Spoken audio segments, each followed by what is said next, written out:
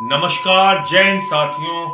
देश की राजधानी दिल्ली, जहां पर महामहिम राष्ट्रपति रहती हैं, जहां देश के माननीय प्रधानमंत्री जी रहते हैं, हमारे आदरणीय गृह मंत्री जी रहते हैं और दिल्ली की सुरक्षा प्रधानमंत्री और गृह मंत्री के जिम्मे है।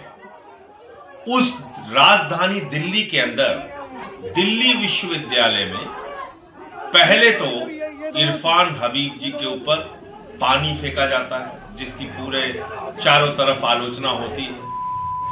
उनके ऊपर पानी फेंका जाता है, पत्थर फेंका जाता है, लेकिन उससे भी ज्यादा शर्मनाक क्या हुआ?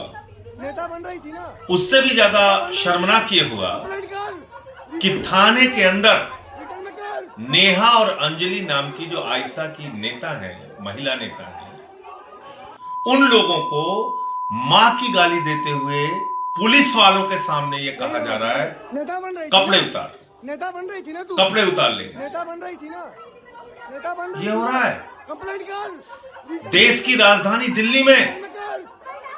मोदी जी, ये आपका बेटी बचाओ बेटी पढ़ाओ का नारा है।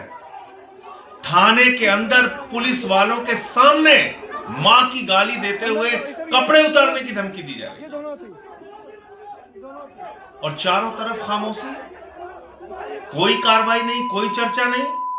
कल्पना कीजिए अगर ऐसी घटना तमिलनाडु में हुई होती, ऐसी घटना पंजाब में हुई होती, ऐसी घटना बंगाल में हुई होती, सारा गोदी मीडिया कितना हल्ला मचा रहा होता। क्या लॉ एंड ऑर्डर है, कैसे पुलिस वालों के सामने मां की गाली दी जा रही है महिलाओं को, कैसे उनके कपड़े उतारने की धमकी दी जा रही है। लेकिन देश की राजधानी में हो रहा है,